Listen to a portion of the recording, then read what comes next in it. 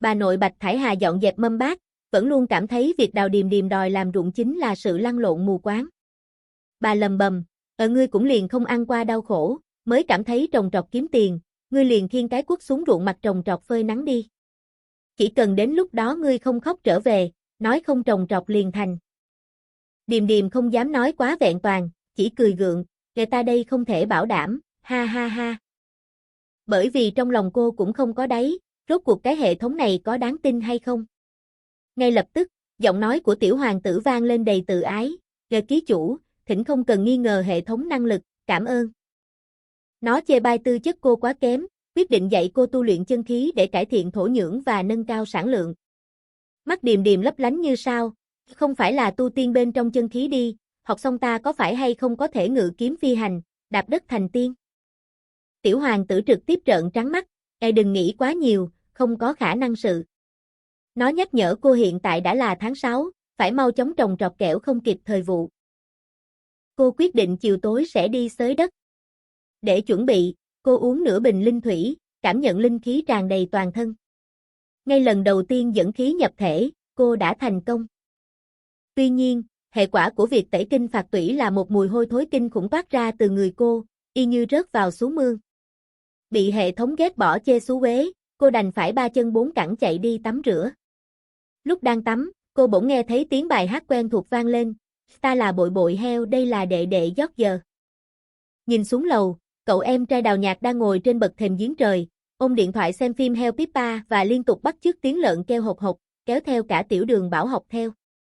Mẹ Trần Vân Hà tức giận mắng ầm lên, Đào Nhạc, sao lại mang theo Đường Bảo học heo kêu? Đào Nhạc bịt tai, không nghe, mụ mụ giống một con táo bạo cọp mẹ.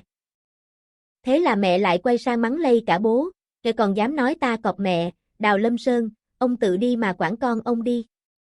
Nghe tiếng cãi vã rộn rã bên tai, khóe miệng Điềm Điềm cong lên một nụ cười hạnh phúc. Hơn 5 giờ rưỡi chiều, mặt trời đã ngã bóng, Điềm Điềm đeo đôi găng tay sợi gai, hùng hổ vác cuốc ra đồng. Mở phòng livestream, có người bình luận trêu, thần tinh lý hoang phế, mang Nguyệt Hà Quốc về, có phải hay không chính là ý tứ này? Khi thấy cô giờ này mới ra đồng, người khác lại bảo, này Thái Dương đều xuống núi, hạ cái gì mà nha? Chủ bá, không từng làm ruộng đi. Cô vui vẻ đáp rằng đi xới đất lúc này cho đỡ nắng. Vừa kén chiếc cuốc xuống đất, cô lập tức cảm nhận được sự khác biệt. Nhờ tẩy kinh phạt tủy, sức lực cô dồi dào đến mức cảm giác có thể nhấc bổng cả một con sư tử đá. Cô quất đất thoăn thoắt, điên cuồng như một chiếc phong hỏa luân. Cậu em Đào Nhạc thấy chị gái oai phong quá cũng hăng hái vung cuốc hùa theo. Chỉ chưa đầy 1 giờ đồng hồ, hai chị em đã cày xong bay 3 mẫu đất cứng ngắc. Khán giả livestream sốc nặng, bình luận rần rần, người này lực có thể so với nhân gia máy móc này, 3 mẫu đất chính là chủ bá khai vị trước đồ ăn. Trái ngược với cảnh tượng hoành tráng đó, cô nhóc Tiểu Đường Bảo xách chiếc cuốc nhỏ xíu, hì hục cào đất như cún con đào hố. Mới cúi đầu bào được vài nhát, ngẩng lên đã không thấy hai người kia đâu, tiến độ của cô nhóc chưa tới 0.01%. Cô bé chống cuốc biểu môi thở dài, xem ra, ta trời sinh liền không phải trồng trọt liêu. Ai, ta chỉ thích hợp đương cái tiểu công chúa a.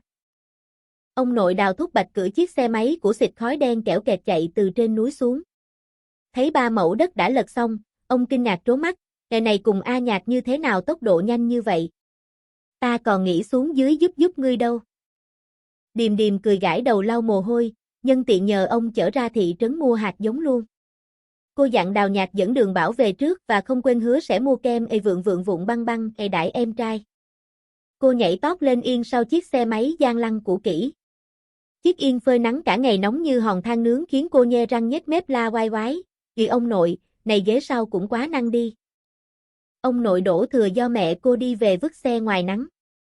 Chiếc xe xịt khói đen như máy kéo này tuổi thọ còn lớn hơn cả cô, nhưng ông nội tự hào bảo nó rất bền bỉ, từng chở ba cô chạy khắp các tỉnh thị đi làm công. Khi xe lăn bánh, những cơn gió chiều mát rượi thổi tung mái tóc bạc của ông nội. Nhìn những rặng thanh sơn chạy dài không dứt dưới ánh hoàng hôn rực rỡ như lòng đỏ trứng muối, Điềm Điềm nhớ lại tuổi thơ ba chị em hay ngồi trên chiếc xe này đi họp chợ. Một niềm hào hùng trào dâng, cô hét lớn trong gió, cháu nhất định sẽ làm cho làng mình giàu lên, cấp nhà ta tu nhà mới, đưa cả nhà đi du lịch." Ông nội cười tươi roi rói, "Y hảo, ông nội chờ ngày này, chờ ngươi kiếm đồng tiền lớn. Đến tiệm hạt giống, khi cô định thanh toán thì ông nội mang mũ bảo hiểm tới gạt tay cô ra để dành trả tiền. Ông bảo, ta sinh bệnh thời điểm ngươi liền trực tiếp đem toàn bộ thân gia đào ra tới, lúc này về đến nhà tới, làm ông nội tới. Bàn tay già nua lôi từ trong túi ra một chiếc bao ni lông màu đỏ, bên trong là xấp tiền lẻ chắc bóp bao năm mang theo mùi ẩm mốc của thời gian. Sống mũi điềm điềm cay xè. Cô chọn mua hạt giống khoai lang đỏ, trắng và tím, cùng đậu Hà Lan và cỏ linh lăng. Việc trồng khoai khiến ông nội nhớ lại thời đói khổ, ngày ngày ăn khoai thay cơm đến xót cả ruột nên giờ nhìn khoai là ớn. Điềm điềm kiên nhẫn giải thích giống khoai đỏ ăn rất ngọt như mật, khoai trắng bở tơi bùi bùi, còn khoai tím có vị ngọt thanh rất tốt cho người già và trẻ nhỏ. Trên đường về, qua sườn núi, cô phát hiện một hồ nước rộng hơn 200 mét vuông hoang vu cỏ mọc tùm, bên cạnh có mấy gốc dâu tằm. Cô nhớ lại hồi nhỏ hay ra đầm lầy đào củ mã thầy, hay còn gọi là củ bột tề, gọt vỏ cắn một miếng ngọt thanh, để mẹ nấu món canh sườn bột tề không cần bột ngọt mà vẫn ngọt liệm. Ông nội điềm nhiên bảo, cái kia hồ nước A sớm chút năm đào. Không ngừng này một ngụm hồ nước lạch, chính là chúng ta sau núi dựa rừng trúc kia một bên hồ nước, còn có ta nhà mình cửa cái kia lưu động ao nhỏ, đều là nhà chúng ta chính mình đào. Điềm điềm liếu lưỡi sững sờ, hóa ra nhà cô thực sự là một đại thổ hào bản địa. Về đến nhà, cô lập tức lấy điện thoại lên Baidu tra cứu cách cải tạo độ phì nhiêu cho đất sườn núi đã hoang hóa nhiều năm. Cô quyết định áp dụng phương pháp gieo trồng phân xanh. Việc trồng xen canh cỏ linh lăng, cỏ cây tê, đậu Hà Lan và khoai lang đỏ trong 2-3 tháng sẽ làm tăng lượng muối axit phosphoric và vi lượng, giúp đất màu mỡ trước khi bước vào vụ lúa nước. Tối hôm đó, Điềm Điềm dõng dạc tuyên bố với cả nhà muốn thuê máy cày loại nhỏ để cày một hơi hết sạch 200 mẫu đất sườn núi. Đào Lâm Sơn giật thót mình, cau mày khuyên can, khuê nữ, ngươi lần này tự làm đến cũng quá lớn đi, làm cái 200 mẫu đất có chút quá dẫn nhân chú một điểm. Nghe bố khuyên, cô đành lùi một bước, xin làm trước 50 mẫu để thử sức. Thấy con gái quyết tâm và khoe nhẹ khoản vốn 4 vạn tệ vừa được fan donate từ đợt livestream, Đào Lâm Sơn đành gật đầu bảo cô cứ buông tay mà làm. Ông nội Đào Thúc Bạch lập tức rút điện thoại ra gọi cho người quen là ông chủ chuyên cho thuê máy nông nghiệp tên A Tài. Vừa cúp máy, ông nội đã thổi râu trừng mắt, tức giận oán trách ông chủ A Tài quá lòng dạ hiểm độc, báo cái ghi giá thân tình gì mà chém tận 7.800 tệ cho 50 mẫu đất. Ông càu nhàu bảo đất sườn núi bên kia toàn đất bằng chứ có phải ruộng dốc đâu, nếu không phải vì thời gian không kịp thì hồi trẻ ông vác cuốc 10 ngày là xử lý xong sạch. Thấy ông nội hậm hực hận không thể lao đến véo nhau với người ta trông rất đáng yêu, Điềm Điềm buồn cười vội vàng vuốt ve an ủi. Cô phân tích cho ông nghe, 7.800 tệ cho một ngày cày 50 mẫu là không hề đắt, vì người ta phải đổ xăng dầu, trả công tài xế cày cả ngày.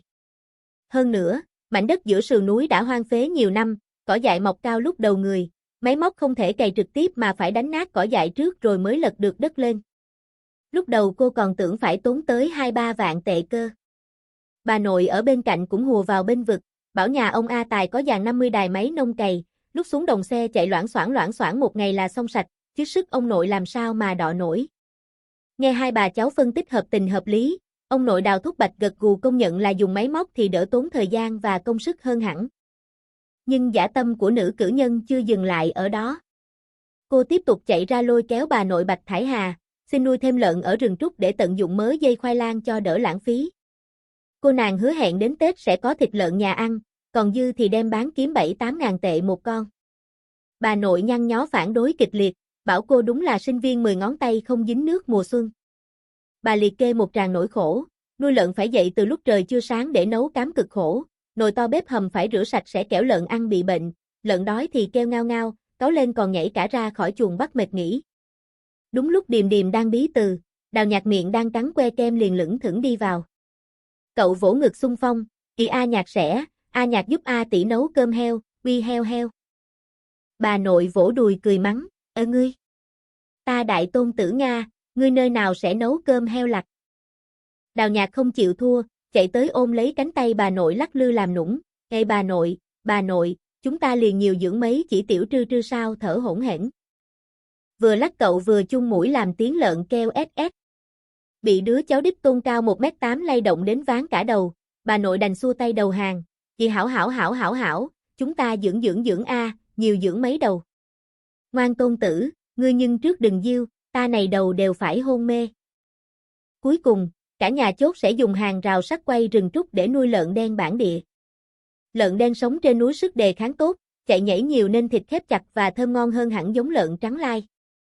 Đào Lâm Sơn chống gậy đi từ ngoài vào, góp ý rằng nếu nuôi lợn ở rừng trúc xa nhà, rắn rết chuột kiến nhiều thì phải nuôi thêm mấy con chó săn để gác đêm bảo vệ. Điềm Điềm gật đầu lia lịa. Thừa Thắng xông lên, cô trơ mặt sấn tới bóp vai nịnh nọt bố, vòi vĩnh, "Ê ba, này heo ta đều dưỡng, nếu không ta đem gà vịt ngỗng cũng an bài thưởng." Cô vẽ ra viễn cảnh nuôi hàng trăm con gà thả đồi, ngỗng đẻ trứng bán giá 10 đồng một cân, mỗi ngày thu vài chục tệ. Đào Lâm Sơn thở dài dặn con gái phải làm từng bước một, chưa học đi đã đòi chạy. Điềm Điềm liền ghé sát một trương đại mặt vào tận mặt bố, nghi ngờ hỏi, "Ê ba, ngươi nên không phải là đột nhiên lại không nghĩ làm ta trồng trọt đi." Hành động phóng đại đột ngột của con gái làm Đào Lâm Sơn giật mình thon thóp. Tay ông run rẩy làm điếu thuốc lá đang hút dở rơi thẳng xuống quần áo, cháy xèo một lỗ. Ông la oai oái xót chiếc áo, ai u, ta quần áo, quay đầu lại hỏi ngươi mẹ, giặt quần áo nhìn đến thời điểm lại nên mắng ta. Điềm Điềm cười hì hì bảo bố đừng có đánh trống lãng. Xót áo thì xót, nhưng thấy con gái quyết tâm, Đào Lâm Sơn hỏi con có bao nhiêu tiền. Điềm Điềm tự tin khoe có 6 vạn tệ. Đào Lâm Sơn chê bai thẳng thừng, "Kệ đủ cái rắm không cái 10 mấy vạn đầu hạ đi, là không có khả năng nhìn thấy một chút bọt nước." Ông dập tắt điếu thuốc, quyết định từ tài khoản hai vợ chồng lấy ra 5 vạn tệ đưa con làm vốn khởi nghiệp. Ông cẩn thận dặn dò, "Nếu là lần này gây dựng sự nghiệp thất bại, vậy ngươi vẫn là thành thành thật thật trở về tìm cái công tác đi làm đi." Điềm Điềm mừng rỡ nịnh nọt, "Nghề hành nha, tiểu lão đầu ngài thật đúng là ta thân cha a." Thế nhưng, đáp lại ân tình to lớn đó, Điềm Điềm ranh mãnh yêu cầu ông bỏ thuốc lá để tiết kiệm tiền mua phân hóa học. Cô lôi tấm gương ông nội hút thuốc 40 năm bị sưng phổi ra để cảnh báo. Đào Lâm Sơn giãy nảy lên, lấy cớ làm việc mệt mỏi, "Ngày này sau khi ăn xong một chi yên tái sống qua thần tiên, một ngày ta liền trừ 3 điếu thuốc, nhiều nhất liền 5 căn, được chưa?" Cuối cùng, hai cha con chốt thỏa thuận, mỗi tuần cô chỉ cấp cho bố đúng một gói thuốc lá loại ê sói xám ê xịn hơn thay vì loại gì hồng mai ê rẻ tiền. Nếu ông lén mua thêm, cô sẽ mách mẹ Trần Vân Hà. Đào Lâm Sơn trừng mắt bất lực, "Ê hắc, ngươi cái nha đầu, cư nhiên dọn ra mẹ ngươi tới làm ta sợ. Lá gan thật là lớn." Hai cha con còn chí chóe cãi nhau về chuyện năm nay có bị dính dịch dương tính hay đi đại vận.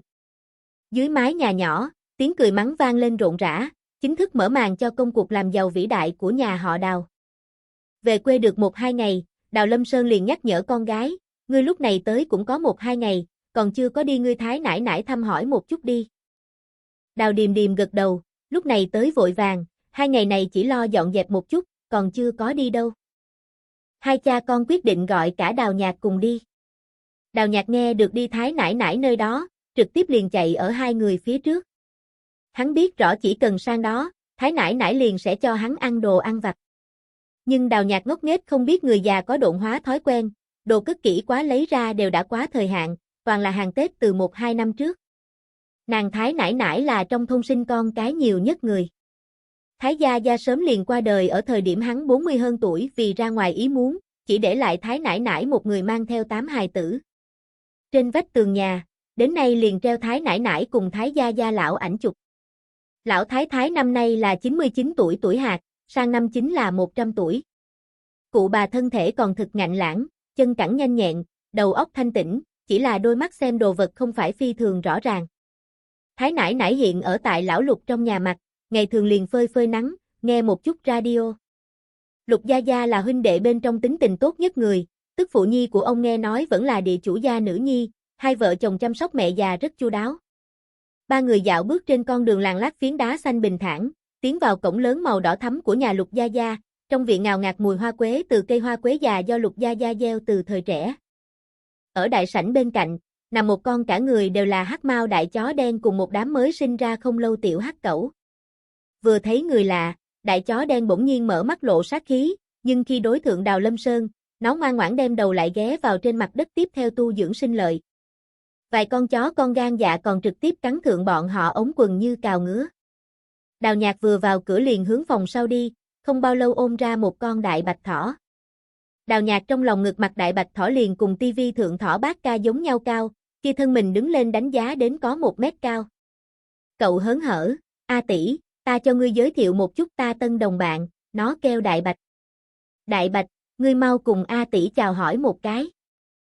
Con thỏ dựng lên lỗ tai, chớp nó hồng bảo thạch mắt to. Đào Nhạc tự hào vỗ vai thỏ, A tỷ, Đại Bạch chính là ta hảo huynh đệ. Thỏ khổng lồ cũng vươn nó móng vuốt, đồng dạng ở Đào Nhạc trên vai vỗ vỗ. Điềm Điềm không biết nên nói cái gì mới hảo, bởi con thỏ bát ca trên người còn mặc một cái màu hồng phấn yếm, trên đầu có đỉnh đầu màu đỏ mũ nhỏ, trên chân còn có một đôi màu đỏ giày nhỏ. Lục nải nải từ Tú Trân từ phòng bếp ra tới, cười hiền hậu trách, Đại Bạch, ngươi như thế nào lại cùng A Nhạc ôm thượng cánh tay? Chạy nhanh đem ngươi móng vuốt buông ra, quay đầu lại đem A Nhạc quần áo cấp cào phá. Bà vui vẻ rủ Điềm Điềm và Đào Nhạc vào ăn bánh hoa quế do chính tay bà mới vừa làm.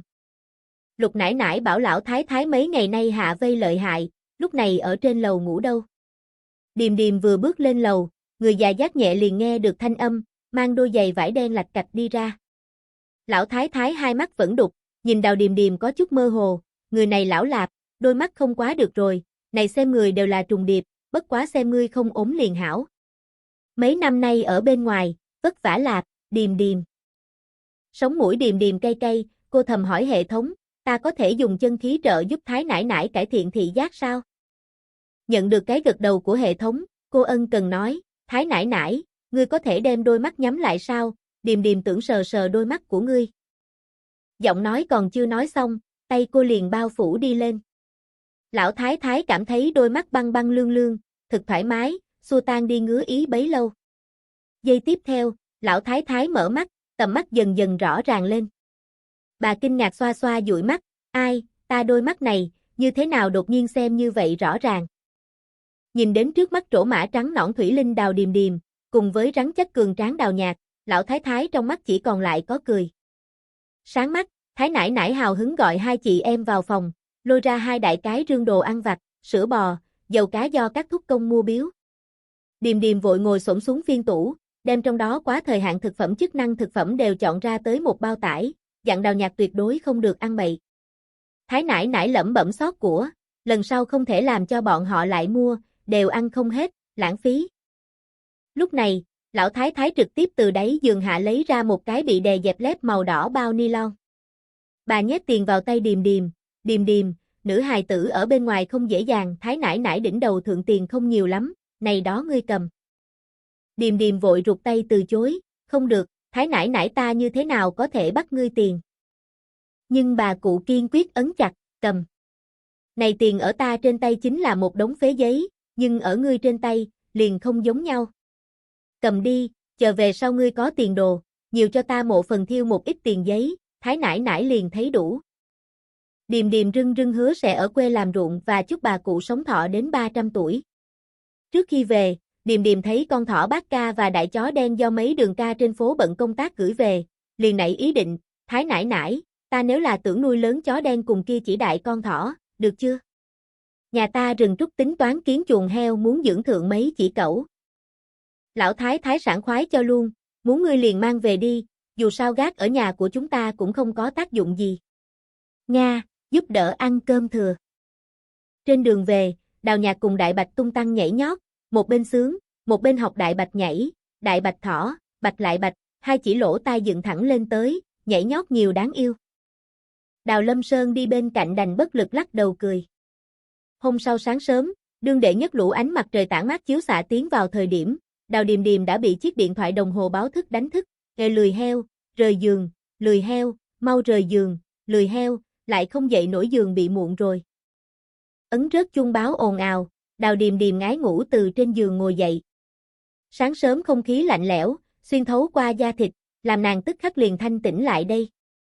Tròng lên chiếc áo khoác mỏng, nàng đẩy cửa đi ra ngoài ban công.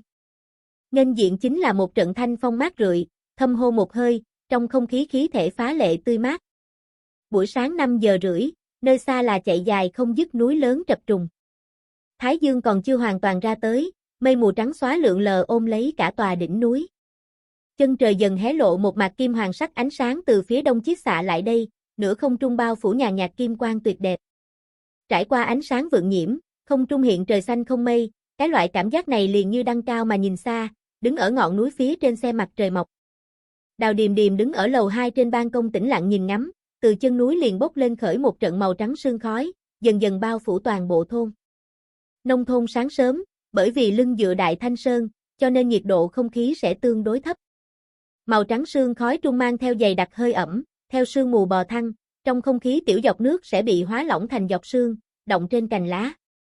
Trong viện có một cây táo, nguyên bản đã tới rồi tuổi già sức yếu thời điểm, nhưng trước mắt ở thô côn chi đầu, nhờ linh khí tẩm bổ lại sinh trưởng ra tân lá xanh mơn mởn, có một loại cây khô gặp mùa xuân hãy còn lại phát cảm giác. Khi cuộn tròn lá xanh, còn chưa hoàn toàn duỗi nảy nở nó dáng người, giống như là thẹn thùng nụ hoa, chậm đợi thời cơ, ngồi chờ nở rộ. Thu hồi tầm mắt, Điềm Điềm nhắm mắt ngồi đả tọa.